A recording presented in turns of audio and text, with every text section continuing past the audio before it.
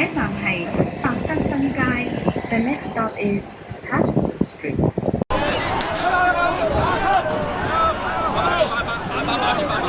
경배하라 민족의 명절 환탄절이시다. 민족의 명절, 환탄절을 맞이해죠. 돈이 넘치는 분들은 쏘실 수 있는 기회를 이번에 한 해 열어드립니다. 뭐 이런다고 누가 진짜 쏘갔습니까? 재미로 하는 것이래요. 한겨레 11월 26일자 홍콩 조슈아 웡 등 청년활동가 3인 전격 수감. 네, 간만이죠. 네, 오늘은 아주 기쁜 민족의 대명절 환탄절입니다. 뭐 뭔가를 주고 싶으신 분들은 네, 아까 그 앞에 얘기했었죠. 네, 글로 안 보내줘도 돼요. 그냥 공개적으로 오늘은 처음으로 이제 그 오픈된 공개 뭐라 그럴까 청취료라고 해야 되나? 그걸 뭐 하루 정도만 받아볼까 해서 환탄절이니까요. 공개를 했고요. 시작합니다. 홍콩을 간만에 해서 꽤 밀려 있는데 뭐 처음에는 이걸 지금 매주 인도홍콩을 교대로 하려고 했는데 일상이 안 될 정도더라고요. 별거 하는 것도 없는데도 그렇더라고요. 그래가지고 그냥 이제 뉴스를 좀 정리한다는 개념으로 약간 좀 띄엄띄엄 하고는 있죠. 원래는 목표는 좀 그 텀을 낮췄는데 그래도 이거저거 진짜 일이 많네요. 그래가지고 그렇습니다. 뭐 강연 하나 이게 사소하게 한 주 들어오면은 그냥 이상하게 있던 거를 가지고 그냥 만들면은 되게 일을 편하게 하는데 꼭 다시 들여다보고 또 업데이트하고 이런 거에 너무 신경을 많이 쓰는 이상한 성격이에요, 제가. 그러니까 효율이 되게 떨어지게 일을 하는 편이죠. 그래서 꼭 그러면 이렇게 저렇게 돼가지고 안 되더라고요. 첫 번째 소식입니다. 한겨레 11월 26일자고요. 다들 뭐 이제 이건 한국에서 보도가 많이 돼서 아실만한 내용인데 홍콩이 조슈아 웡 등 청년활동가 3명을 전격 수감했다는 소식이죠. 2014년 이제 홍콩에서 국민교육 반대 투쟁, 그러니까 국민윤리 교육을 강제로 이제 넣겠다는 중국 정부에 대항해서 나선 10대 청년들이 있었죠. 청소년들이 있었죠. 바로 그 친구들이 조직한 이제 단체 이름이 항민사조였고 2014년 국민교육 반대 투쟁을 선도했죠. 거의 모든 걸 만들었던 친구들이고 이후에 이제 우산혁명의 실패 이후로 항민사조의 그 멤버들이 데모시스트당이란 당을 만들었습니다. 그리고 거기에서 이제 나단 로우라는 친구가 국회의원으로 선출되기도 했죠. 자, 이 데모시스트당은 이제 홍콩 올 7월에 홍콩 국가보안법이 발효되면서 이제 해산됐는데 이제 그 핵심 3인방인 조슈아 웡과 아그네스 초 그리고 이반 남 등 3명이 수감됐습니다. 각각의 혐의는 2019년 시위가 한창이던 6월 21일 완차이 경찰서 앞 시위를 조직하고 선동하고 시위에 참여했다는 혐의입니다. 참고로 당시는 이제 2019년 시위의 초기 시점이죠. 6월 21일이면은 6월 초에 9일이었을 거예요. 아마 경찰의 최루탄 10일이었군요. 경찰이 최루탄 난사와 폭력 진압에 항의하기 위해 조직된 최초의 경찰서 앞 시위 중 하나였습니다. 이 갑작스러운 수감은 원래 이제 이 친구들은 다 모두 보석 상태였는데 그 재판 전략의 변화 때문입니다. 기사는 이걸 잘 짚어주지 않고 있는데 애시당초 조슈아 웡은 이제 검찰에서 제기한 소를 인정하지 않는 전략을 택했어요. 이러면은 이제 재판의 쟁점이 유죄냐 무죄냐의 사안이 되기 때문에 보석이 가능하죠. 왜냐하면 이제 자기 변론권을 보장받기 위해서 이제 구속하지 않는 게 이쪽은 원칙이다 보니까. 그리고 재판 중임에도 불구하고 밖에서 활동할 수 있었죠. 근데 이날부터 이제 수감된 날부터 조슈아 웡과 이반 남은 지금까지 전략을 바꿔서 그 행위 자체의 유죄는 인정을 하는 방향으로 재판 전략을 바꿨습니다. 이렇게 한 가장 큰 이유는 이제 홍콩에선 유죄 인정만으로도 이제 구형한 형의 3분의 1의 양형이 가능하거든요. 그러니까 즉 3분의 1의 형량이 깎이는 거죠. 더 나아가서 이제 한국식으로 말하면은 이제 집행 어차피 지금 이렇게 된 상황에서 지금 뭐 민주 세력이 엄청나게 밀리는 중이라서 이제 유무죄를 다퉜을 때 승산이 없다고 판단하고 집행유예를 노려볼 수 있기 때문에 이제 선택을 한 것 같습니다. 일단 조슈아 웡보다 먼저 유죄를 인정한 아그네스 초 같은 경우는 이제 이 건으로 인해서 징역 7개월이 이제 구형됐어요. 그러면은 여기서 3분의 1을 깎아주면은 약 2.5개월이 깎이게 되고 이렇게 돼서 이제 1년 이하 뭐 한 4, 5개월이 되면은 이거는 이제 또 형의 집행을 유예할 수도 있는 상황이기 때문에 이게 뭐 설사 유죄가 지금 확정이 돼서 이제 뭐 징역을 산다 하더라도 사실 이 건으로는 아주 오래 감옥에 있을 것 같진 않습니다. 일단은 국가보안법 위반 사항도 아닌 건이기 때문에요. 자, 아무튼 이제 현재 사법 상황에서 무죄를 다투는 전략을 이제 폐기하고 형량을 깎는 쪽으로 방향을 전환한 거고요. 조슈아 웡 등은 이제 이날 이제 재판정에서 유죄를 인정함에 따라서 이제 판사의 재량에 의해 보석이 취소되고 수감된 겁니다. 이게 이제 이 맥락을 잘 모르면은 갑자기 뭐 얘네들 탄압하기 위해 가지고 애들을 잡아 가둔 것처럼 나오는데, 이거는 뭐 재판 전략 상황을 좀 이해를 하는 게 훨씬 이 사건을 이해하기 좋아요.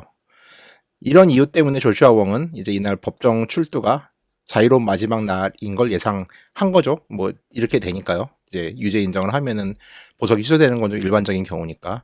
그래서 기자들과 만나서 이제 오늘 수감되더라도 놀랄만한 일은 아니다라고 말했습니다. 홍콩 방송인 RTKHK는 이제 조슈아 웡의 말을 따서 지난 3주 동안 홍콩에서 민주화 활동가와 언론인, 야당, 정치인 등 모두 23명이 체포됐으며 매일이다시피 활동가들이 재판에 넘겨지고 시위 참가자가 감옥으로 향하고 있다. 우리의 투옥이 홍콩의 사법체계가 중국 당국에 조종되고 있다는 점에 국제사회가 관심을 갖는 계기가 되길 바란다라고 말했습니다. 뭐 재판 전에 웡은 이제 그 외에도 이제 구금돼도 놀라지 않을 것이다라고 말했고, 그리고 아무리 형무소에 우리를 가두고 선거를 금지시키고 다른 또 어떤 임의의 권한으로 우리를 막는다 하더라도 결국 우리의 뜻을 막을 수 없을 것이다라고 말했습니다. 웡은 아마 당국은 내가 계속 이제 홍콩 당국은 교도소에 있기를 원할 것 같다라고 덧붙이면서 우리가 지금 하고 있는 것이 우리가 사랑하는 자비심을 통해 세상의 자유의 가치를 설명하는 것이다. 우리는 우리 자신의 자유를 기꺼이 희생할 것이다 라고 말했습니다. 비장하지요.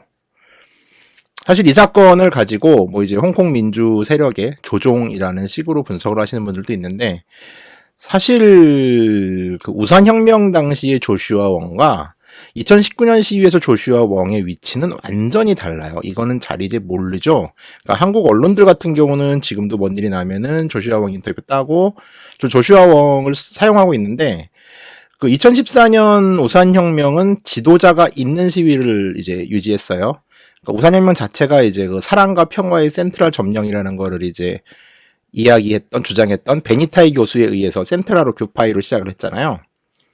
근데 베니타이 교수는 이제 도중에 뭐 막판이긴 했지만 자수를 했고, 수많은 이제 소위 말하는 지도자들이란 사람들이 그들의 의존하는 운동들이 얼마나 한계가 있었는지를 홍콩 사람들은 뼈저리게 느꼈습니다.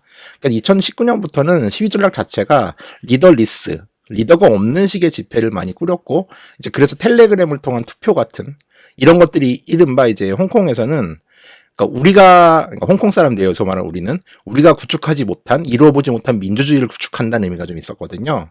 그래서 사실 이제 조슈아 웡은 2019년 시위 초반에 이제 감옥에 있다가 이제 그때도 이제 다른 걸로 형을 살다가 나왔는데, 그 이후에 이제 연단에 서서 연설을 하고 막 그랬지만은 시위대들은 어떤 상황이었냐면, 조슈아 웡이 말하면은 16년만 하더라도 막 가서 조슈아 웡 주변으로 모이고 연설 듣고 고무되고 막 이랬는데, 2014년이네요. 제가 연도를 자꾸 헷갈리는 성격이 바보라서.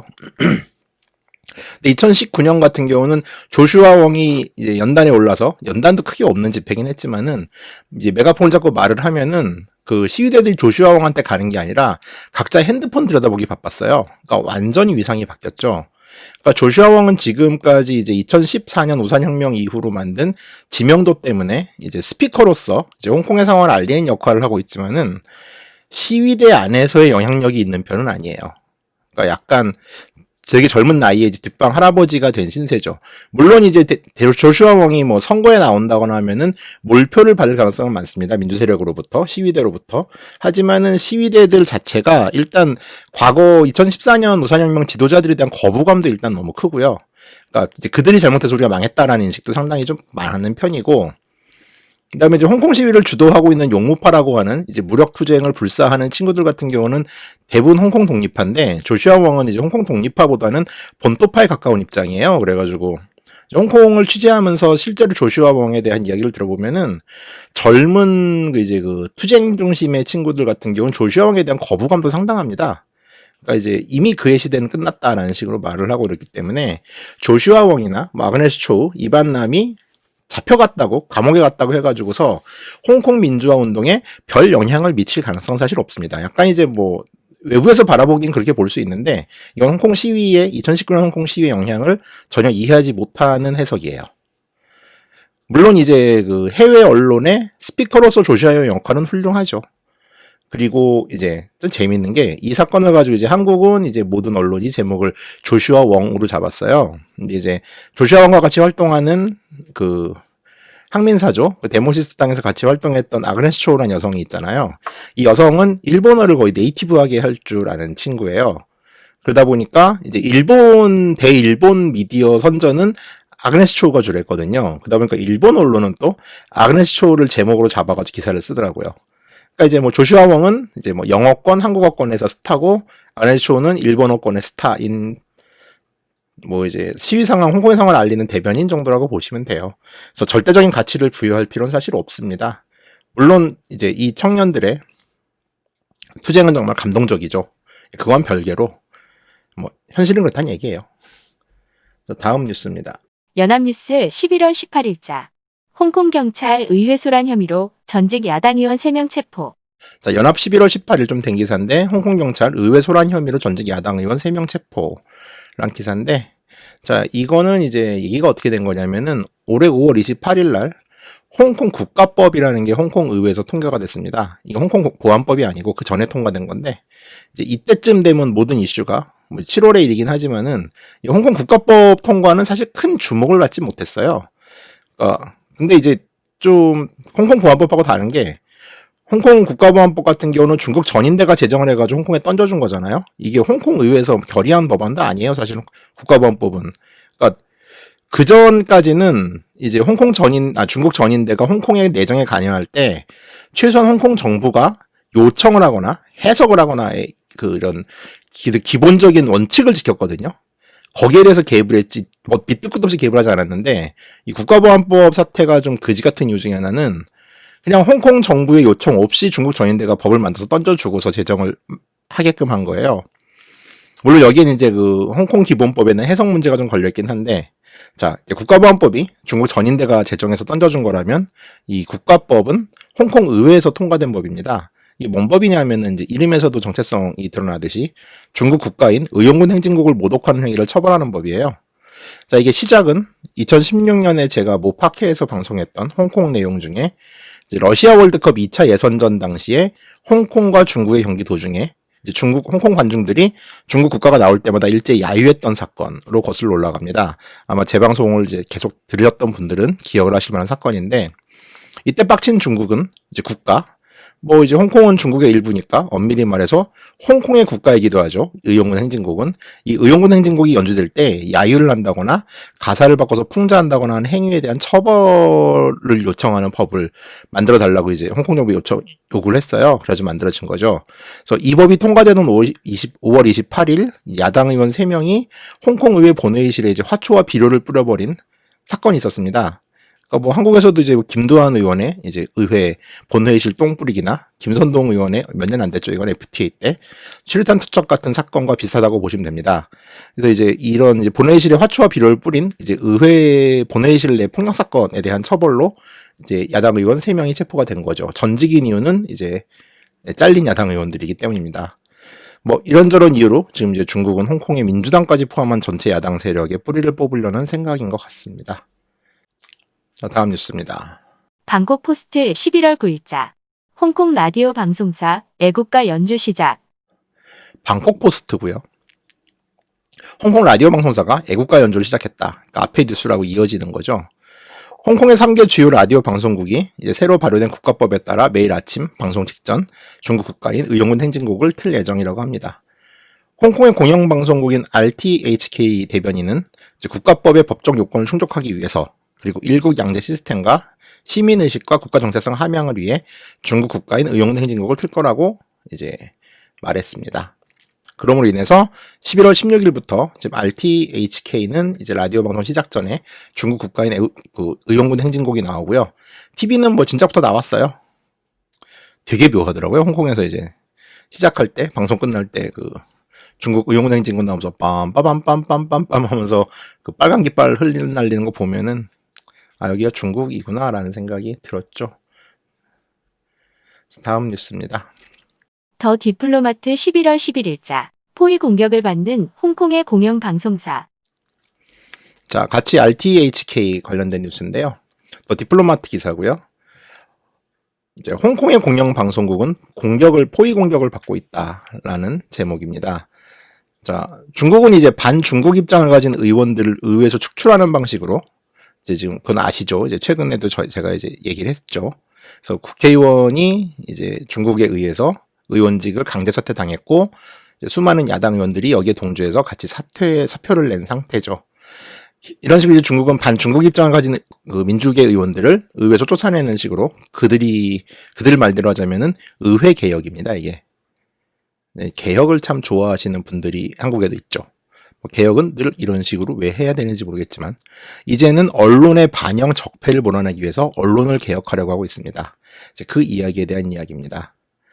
자, 홍콩의 공영방송사 이름은 RTHK라고 합니다. 여기는 영국의 BBC를 모델로 한 권력으로부터 자유로운 공영방송사를 추구하면서 만들었습니다.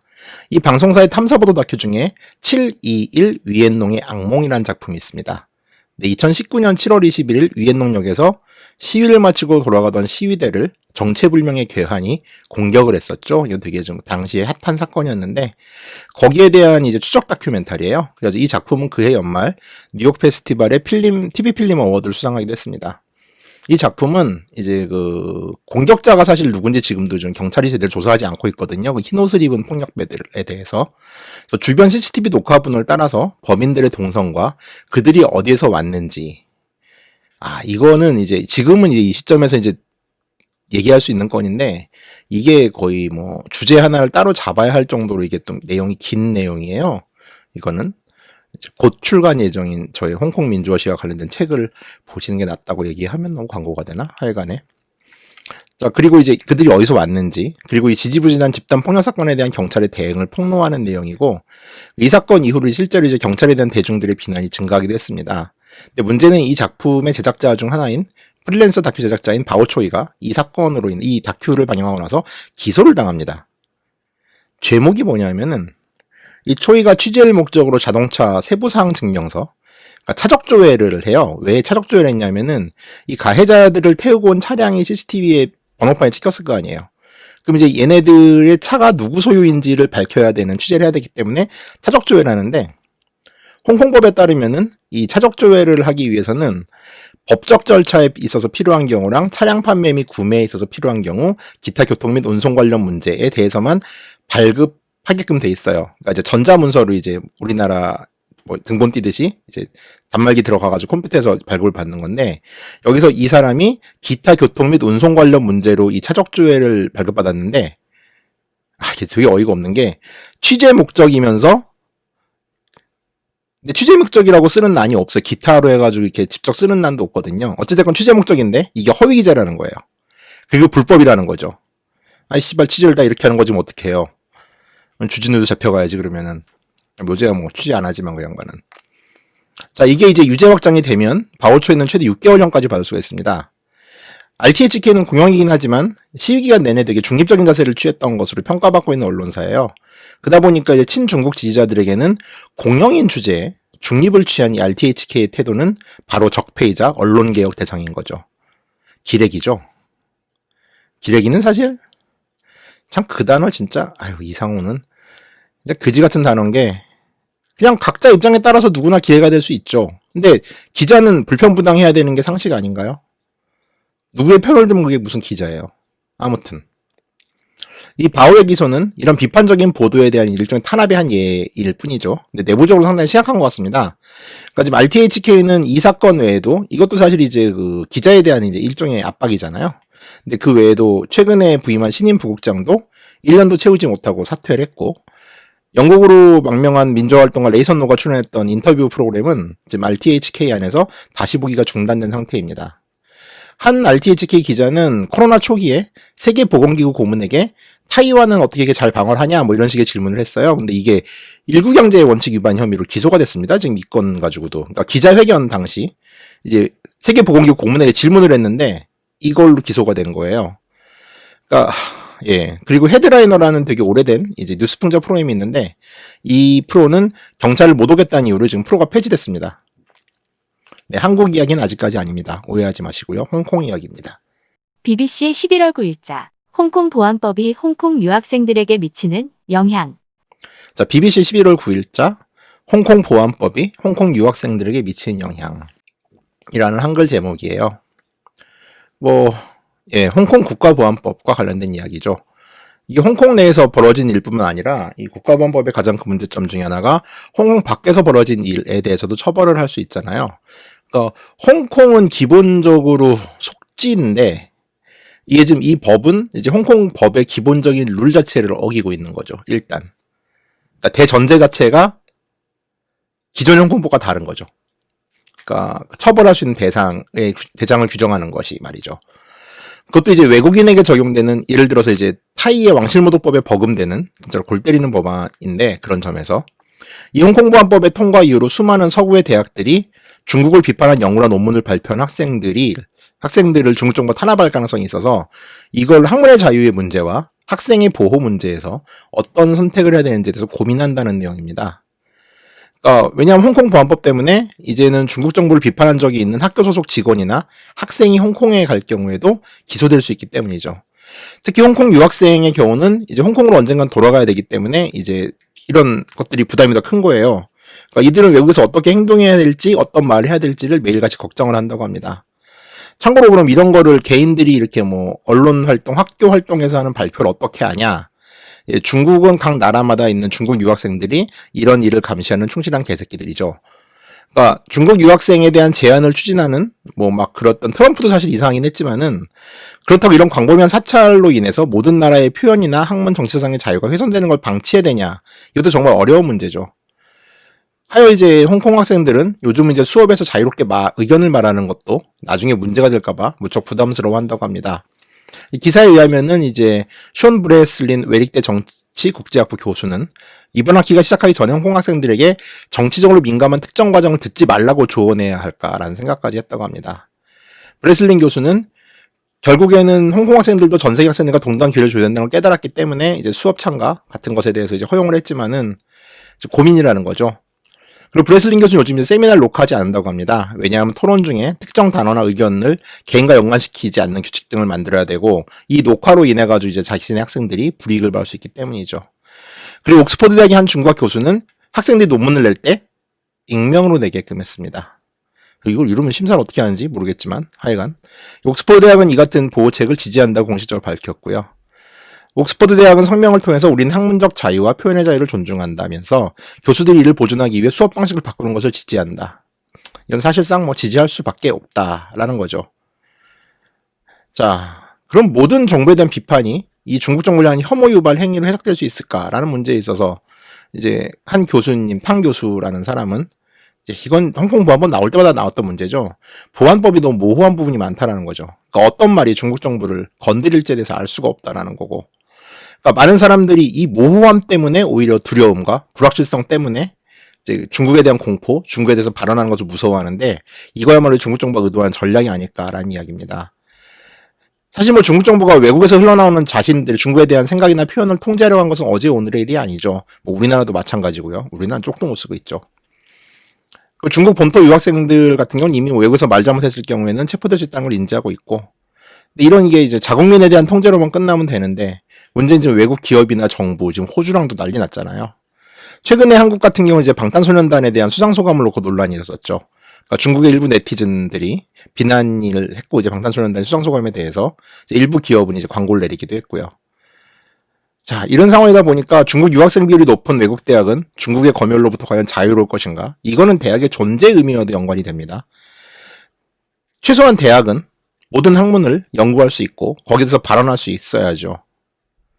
자, 한국에 사실 수많은 대학들도 중국 유학생 없이 운영이 어려울 정도로 이제 중국 유학생 의존도가 높아지고 있죠. 그러니까 이들로 인해서 최소한 자국민이 누려야 될 표현과 학문의 자유는 어떻게 지켜낼 것인가에 대한 고민은 사실 한국 정부도 되게 심각하게 해야 되는데 아무도 신경 쓰지 않는 문제가 되어버렸죠. 저 같은 경우도 이제 뭐 가끔 중국 학부하는 데서 이제 홍콩 문제 관련된 강연이 들어와요. 그러면 이제 저도 물어봅니다. 이 강연을 듣는 사람 중에 중국 유학생이 있는지. 이게 어찌됐건 뭐 저의 강연도 뭐 어찌됐건 본국으로 보도될 수도 있는 상황이잖아요. 아휴, 그래요. 전 세계 꼴이 어떻게 될려는지 모르겠네요. 한겨레 11월 27일자. 홍콩 민주화 시위를 인문학 교육 탓으로 중국 본토 현장 학습도 도입. 다음 뉴스입니다. 한겨레 11월 27일자고요.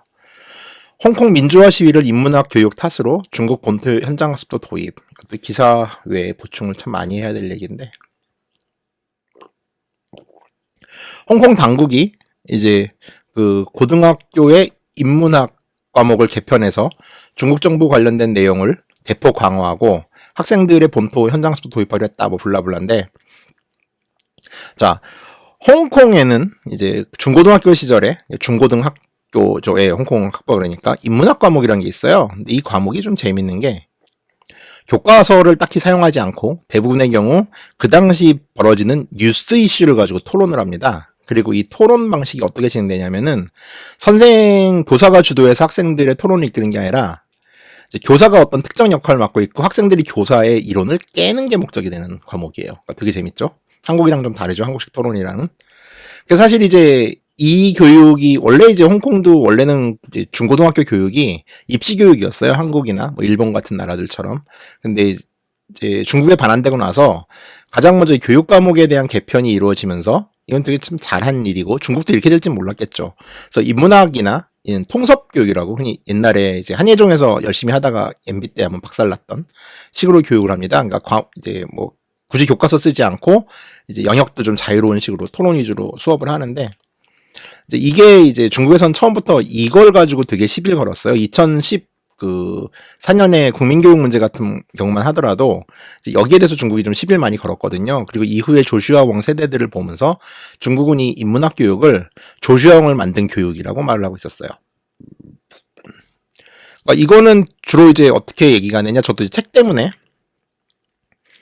이제 제가 잘 안다는 LSD당 당직자, 뭐 책에는 그분의 정체를 드러낼 건데 이제 등을 연결해가지고 이제 그 관련된 홍콩 관련 교육에 대해서 저도 좀 알아봤어요. 왜냐하면은 지금 2019년 시위 같은 경우도 중고등학생들이 원체 좀 시위의 주력이잖아요.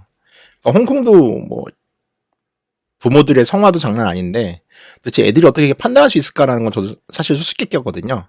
근데 사실 좀 들어가 보면은 그 거리로 나온 아이들을 만들었던 게 이 인문학 교육이었다는 걸 부정할 수는 없어요.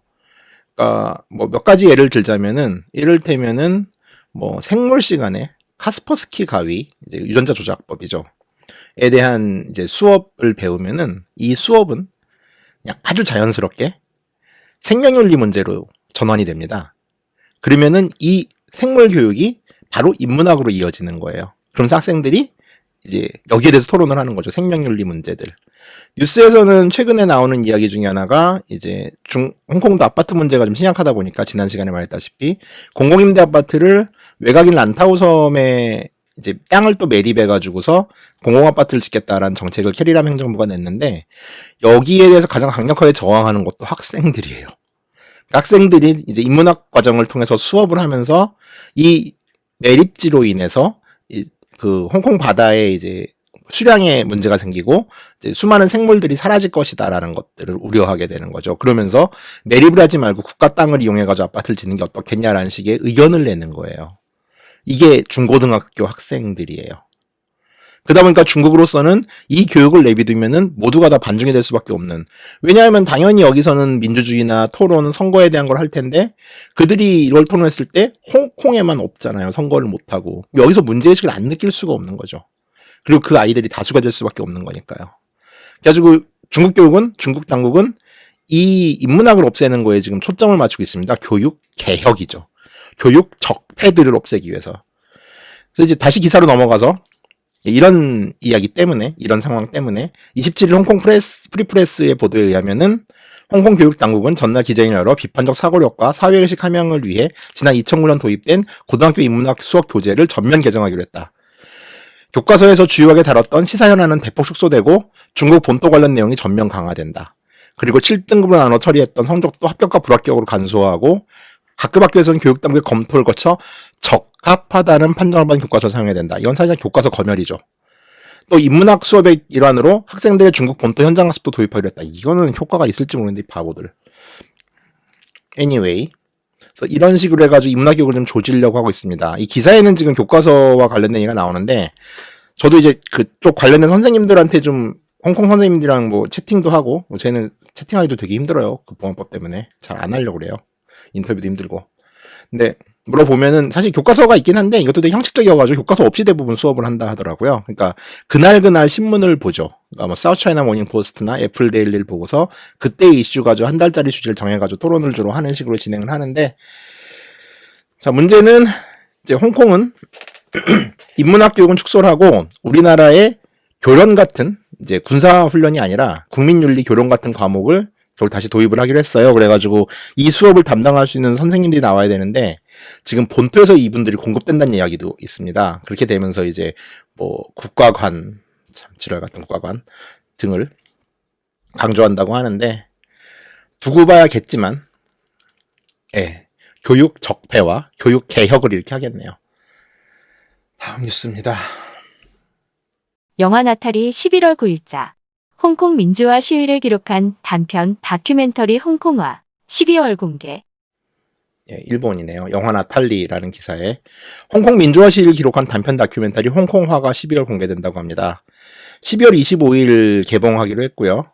이 이쿠마 호리라는 감독인데 81년생이고 영화 동아리에서 독학으로 영화를 배웠다더라고요. 요즘 좀 보기 드문, 우리나라는 유승환 감독이 있긴 한데 뭐 그 이후로 잘 없죠, 이런 분들이. 사실 보기 드문 스타일인데 한국은 아직 좀 이런 작업을 하는 분은 없는 걸로 알고 있는데 부럽네요. 참고로 이 다큐는 삿포로 국제 단편 영화제 베스트 다큐멘터리상과 오사카 카도마 국제 영화제 베스트 다큐멘터리상을 수상한 바가 있습니다. 예고편을 보실까요? 제가 유튜브 룰을 잘 몰라가지고 이거를 그냥 틀어버리면은 이게 저작이 확실히 걸리는 것 같아요. 그래가지고 최근에 쓰는 방법은 이 작은 창으로 이제 틀면은 이게 제가 긁어온 게 아니라 이 집 거를 그냥 이제 화면만 써서 틀어준다는 걸로 보여주기 때문에 괜찮다라고서 혼자 해석을 하고 있는데 뭐 어찌 될지 모르겠습니다. 하여간 그래서 작은 창으로 보세요.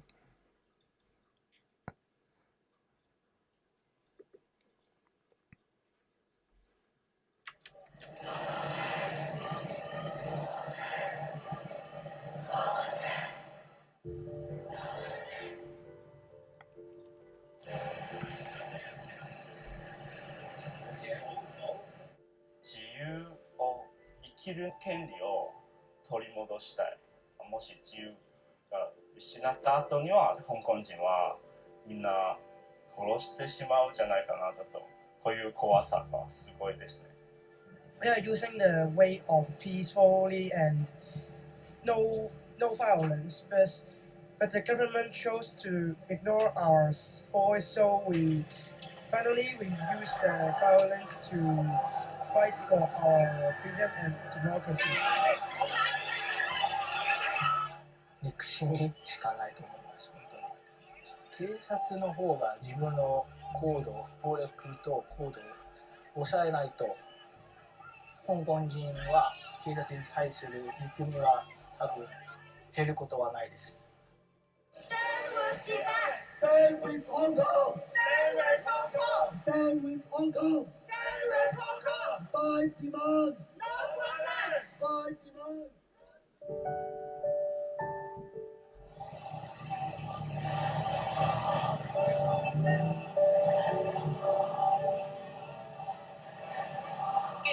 Ban 翻工嘅人 lunch time 又要行出嚟，老人家守護孩子又要行出嚟，即係其實。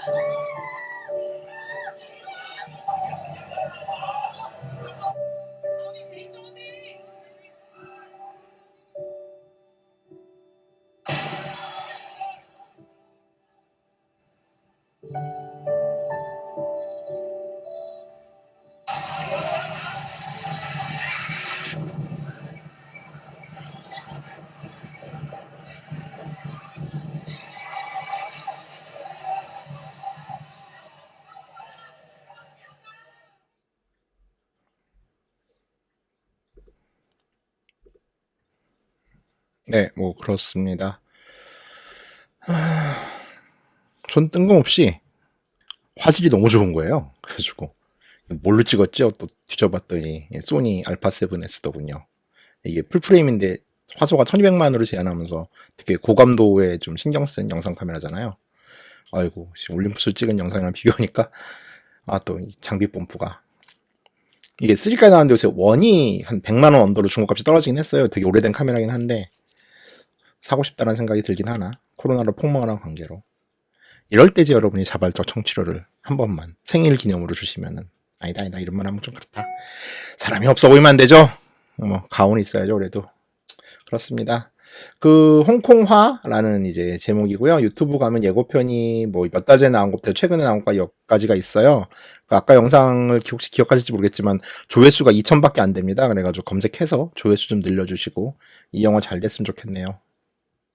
경향 11월 25일자 감시 검열 낙인 홍콩 시위대 최후의 보루 홍콩 20대의 현재 경향 11월 25일자고요. 감시 검열 낙인 홍콩 시위대 최후의 보루 홍콩 20대 현재라는 제목입니다. 딱 1년 전이죠. 저는 저때 이제 20대 점거 투쟁 당시에 홍콩에 있었습니다. 현 시점으로 따지면 마지막 홍콩 취재 여행이었고 당시 주제는 그냥 이제 가이드북 취재가 아니라 폴리텍 대학 점거 사태를 좀 보고 싶었던 거죠. 그래가지고 뭐 김현정 애가 아침 프로에도 나가고 뭐 그랬었죠. 홍콩에서 생방으로. 당시만 해도 홍콩 정부는 이제 폴리텍 대학 점거 사태를 핑계로 이제 11월 말에 있을 예정인 지방선거를 연기할 거라고 예측하게 됐습니다. 그래서 약 16일간의 공성전을 이제 벌이면서 결국 정부의 승리로 끝나긴 했습니다만 이제 민주 세력은 뒤이어 벌어진 지방선거에서 역대급의 압승을 거뒀고 결국 압승으로 인해서 압승에 확존 중국은 2020년 9월 예정인 홍콩 7대 총선거를 1년 뒤로 미뤘죠. 2020년 11월 폴리텍 대학 점거 1주년을 앞두고 대학 내 보안이 강화되면서 마치 대학이 감옥처럼 변했다라는 내용의 기사입니다. 이 공간을 가봤던 사람으로서 되게 좀 감회가 새롭긴 하더라고요. 뭐 홍콩 링난대학의 피터 베이 사회학 교수는 교수들은 강의 시간에 말하는 내용에 조심스럽다. 대학의 시스템이 중국 본토와 닮아가고 있다. 교수들은 능력보다는 공산당에 대한 충성심으로 보상받게 된다.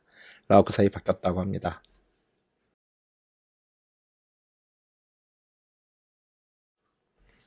자, 중국은 홍콩에서 또 개혁이네요. 또 적폐고요. 아, 무슨 쌍둥이인가 이 나라는 도대체. 사법개혁을 촉구하면서 애국심이 현재 법적 요건이라고 선언을 했습니다. 자, 중국은 홍콩의 사법개혁을 촉구했어요. 이게 누가 했냐면은 이제 그 홍콩의 양쪽 홍콩과 마카오의 이제 행정장관을 지휘 감독하는 중국 국무원 산하의 홍콩 및 마카오 사무국이라는 데가 있습니다. 여기 장샤오밍이라는 사람이 있는데 이 사람이 현재 부국장인데 이 사람이 국가와 홍콩을 사랑하는 사람들이 홍콩을 다스려야 하는 것이고 반중국적이거나 홍콩에서 문제 일으킨 사람들은 밖으로 나가야 한다. 라고 말하면서 이제 홍콩의 헌법 체계를 한 단계 업그레이드해야 하는데 이제 여기에 대해서 오해를 하는 사람이 많다. 그러니까 애국심과 같은 올바른 원칙이 이제 홍콩 헌법 체계에 들어가야 된다라고 말했습니다. 그러면서 홍콩은 민주주의나 자유인권과 같은 핵심 가치 소중히 여깁니다.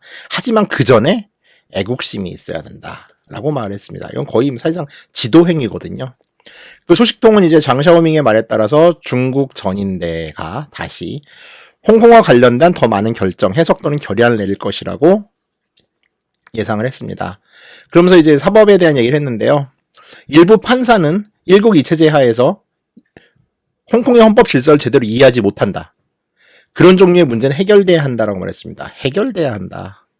판사들 자르겠다는 얘기죠. 그래서 판사들에게 애국심 교육을 시키겠다는 거예요. 근데 지금 홍콩 같은 경우는 최고 법원에는 영국인 판사들도 아직 남아있어요. 그래가지고 이제 이 이후에 어떤 기사가 나왔냐면은 영국인 판사들이 지금 그만둘 거다라는 이야기도 나오고 있습니다. 어찌됐건 뭐 홍콩 법원의 판단과 달리 중국 최고인민대표자대회에서 멋대로 지금 막 만들고는 있지만은 또 여기에 대한 비난이 쇄도하자 이제 홍콩 안에서 이제 사법부 안에서 이제 중국에 유리한 판결을 이끌어내기 위해 가지고 사법 개혁을 하겠다라는 거죠. 저는 처음부터 적폐란 말 진짜 싫어했는데요. 늘 이런 식으로 쓰여요. 이건 역사적으로 한 번도 바뀐 적 없어요. 자, 아무튼 그래서 이제 뭐 최근에 뭐 의원들 잘리고 뭐 이런 사정은 다 알고요. 그래가지고 이제 홍콩에 있는 변호사협회들은 홍콩에서는 이런 이제 그 상임위원회, 중공산당 상임위의 결정이 홍콩의 높은 수준의 자율성을 방해하고 있고, 뭐 이제 결국은 이제 뭐 홍콩이 가진 지역의 특수성, 그들이 가진 자율성, 혹은 이제 자유라는 것들이 이제 좀 파괴한 거라고 보는 거죠. 근데 뭐 여기에 대해서 이제 대부분 이제 중국 쪽의 반론은 이러한 의견들조차도 일국 양제 시스템에 대한 포괄적으로 정확한 이해가 부족함, 혹은 대중을 오도하려는 의도적인 나쁜 행위다라고 주장을 하고 있습니다. 아마 이건 지금 어떻게 될 것 같냐 하면은 판사 임용 과정에서 애국심 시험 같은 거를 추가하는 식으로 진행이 되고, 이제 판결이 마음에 들지 않는 판사들을 뭐 다른 구조로 인해서 이제 어떤 다른 또 법을 만들겠죠 해가지고 해임할 수 있게끔 하는 권한을 만들어가지고 밥그릇을 자르는 식으로 진행을 시킬 것 같아요. 근데 송환법 반대 사태 때에도 그랬지만은 송환법 반대 시위에서 가장 먼저 시위를 조직한 사람들이 변호사들이었습니다. 왜냐하면 사법 시스템이야말로 중국과 홍콩이 다르다는 것을 입증하는 가장 중요한 제도였거든요. 그리고 만약에 이런 중국식의 제도가 들어왔을 경우, 그 모호함이 들어왔을 경우에 사실 서구적 법률 공부를 한 홍콩의 변호사들이나 홍콩의 판사들은 쓸모가 없어집니다. 이거는 사법개혁이라는 말을 하지만 사법부가 아니라 결국은 법률업계 전체를 뒤집었겠다는 얘기고, 변호사들조차도 이제 핸들링을 하겠다는 얘기예요. 이건 첫 번째 스텝일 뿐이거든요. 아무리 봐도요. 네, 개혁과 적폐, 좋은 단어죠. 조선일보 11월 13일자. 홍콩 민주파 지미 라인은 왜 트럼프를 지지할까? 다음 기사입니다. 조선일보고요. 홍콩 민주파 지미 라인은 왜 트럼프를 지지할까? 이건 뭐 저도 개인적으로 질문 많이 받아요. 얘네들 왜 이러냐라고 하는데, 뭐 아주 단순하게 얘기를 하자면은 그냥 그 적을 가장 괴롭힐 수 있는 사람을 지지하는 거예요.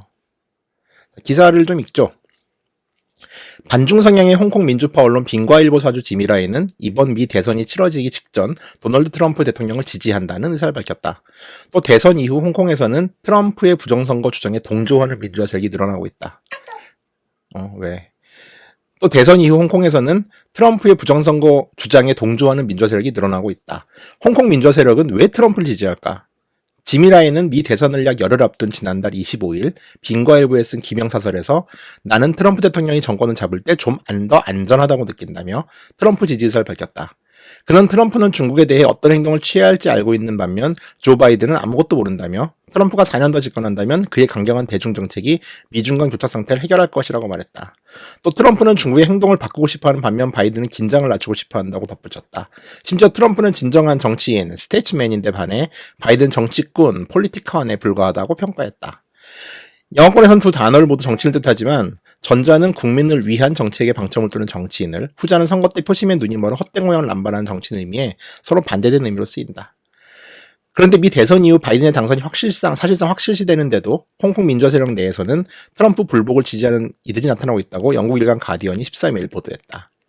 보도에 따르면 일부 홍콩 민주화 세력들은 트럼프 부정선거 주장에 동조하고 있다. 일례로 10일 홍콩 매체 홍콩 프리프레스에 실린 바이든 대통령은 홍콩과 함께할 것, 트럼프보다 효과적으로 라는 논평은 큰 반발에 부딪혔다. 논평의 필자 샤샤 라마니는 우파의 거짓 정보가 홍콩에 얼마나 많은 영향을 미치는지 놀랐다면서 극우 매체인 브레이트바트의 기사를 공유하는 모습은 절망적이었다고 가디언에 말했다. 지난달 영국 여론조사기관 유고부가 아시아 국가에서 실시한 조사에 따르면 홍콩과 대만에서 트럼프의 인기가 가장 높았다. 트럼프 정부 들어 반중 성향이 분명해졌고 중국에 제재를 가하거나 대만에 무기를 판매하는 실제 행동을 여지게 됐다는 점이 원인이라고 가디언은 분석했다. 홍콩의 체류하고는 취재진 사이에서는 폭스뉴스만이 미국에서 믿을 만한 언론이라고 말하는 강경 민주파를 봤다거나 바이든 편을 드는 기사를 쓰면 욕을 먹는다는 이야기가 나온다고 가디언은 전했다.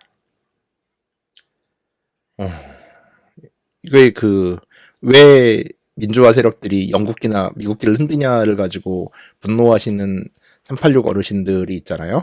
이게 거의 같은 흐름인데요. 같은 맥락이고, 홍콩으로서는 중국에 좀 더 강경하게 나가시는 사람들이, 대통령이 미국에 있어야, 정치인이 있어야, 대통령이 돼야 자기들의 숨통이 그나마 좀 트여진다고 생각하는, 진짜로 이거는 거의 뭐 동아줄 잡는 심정인 거죠. 그러니까 이 심정을 이해하는 게 좀 중요하다고 생각해요. 물론 저도 이분들의 주장에 동의하진 않지만은 오죽하면이라는 말을 할 수밖에 없죠. 약간 더 분석할 게 있는데 힘드네요.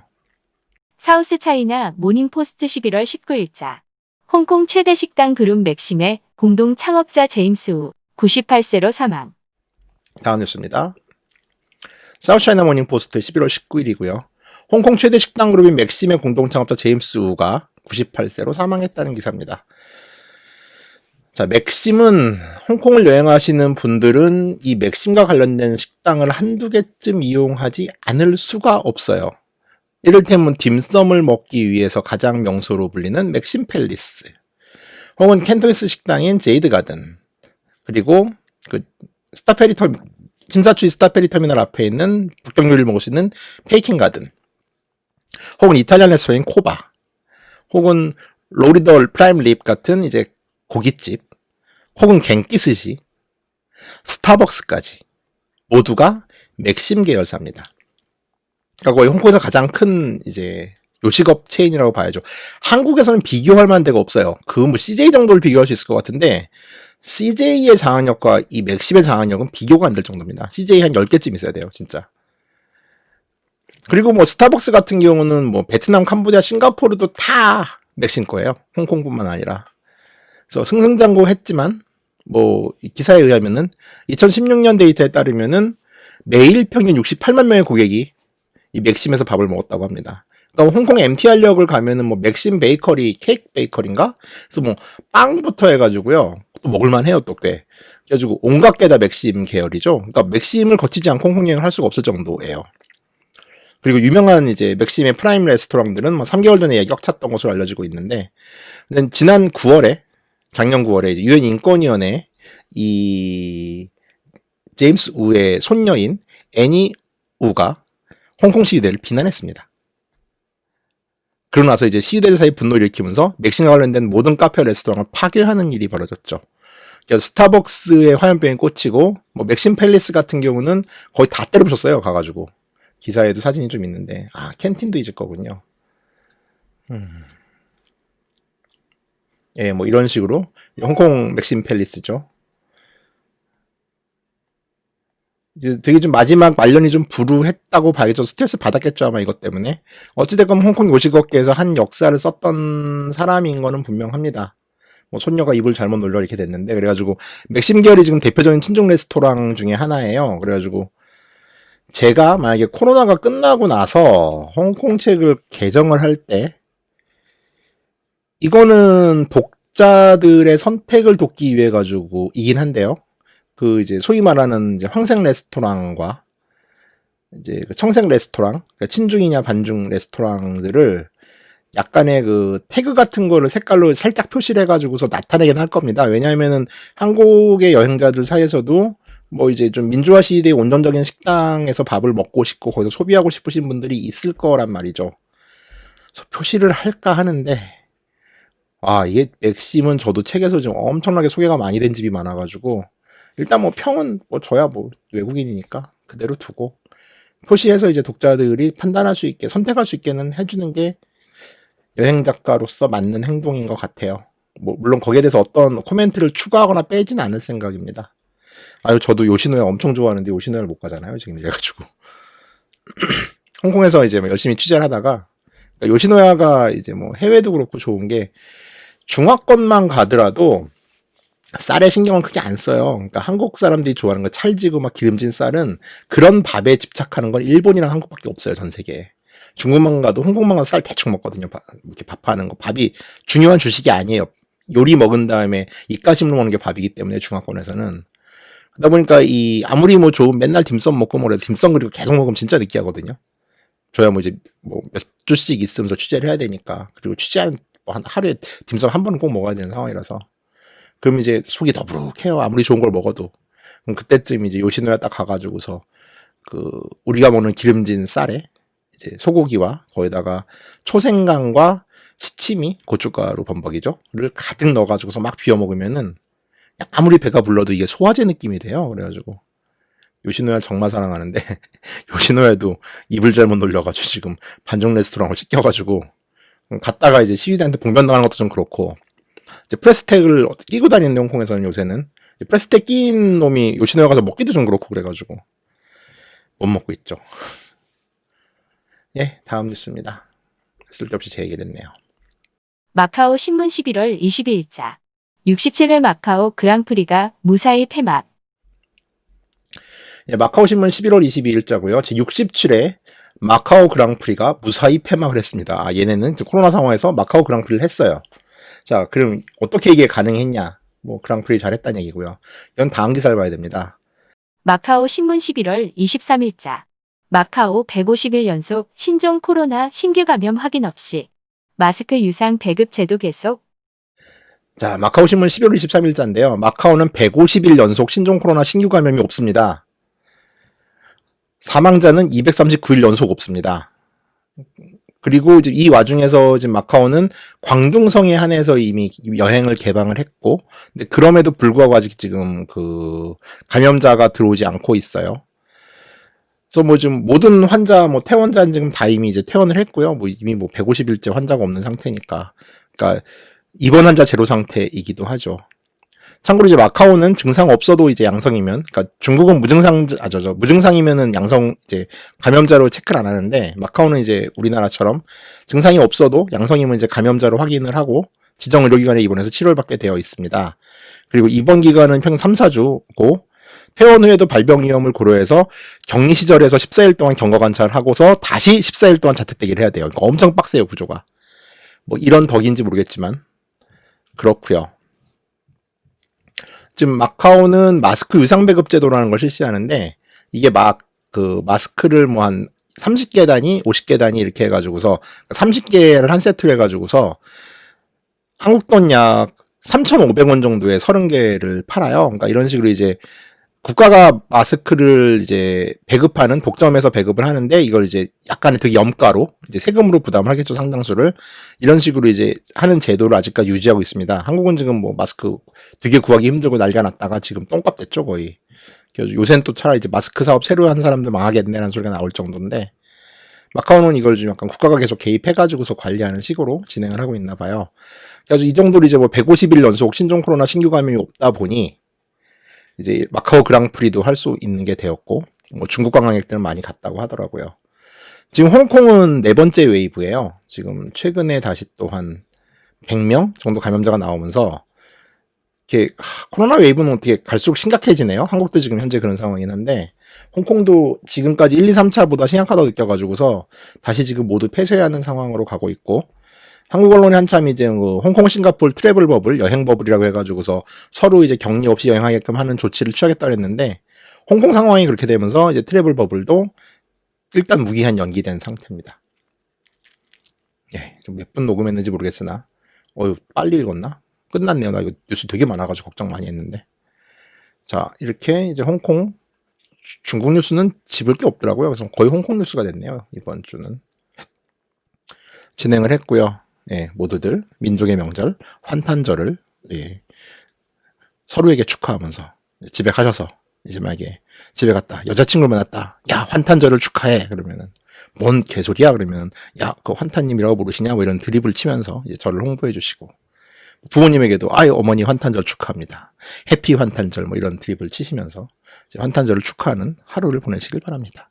뭐 그다가 정 이제 뭐 심심하다 그러면은 뭐 이제 한번 쏴주세요. 네. 에휴, 감사합니다. 下一站係白德新街。The next stop is Patterson Street.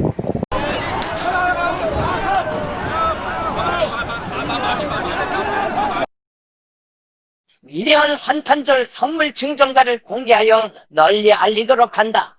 몰락하는 달 맹박 박박 스미더스 진 김경진 김혜나 이은경님께 영혼을 바쳐 감사드리옵니다. 쓰고 보니 삼박사 아니 동방박사인가, 더해서 전 의원님과 작가님까지 다 감사합니다.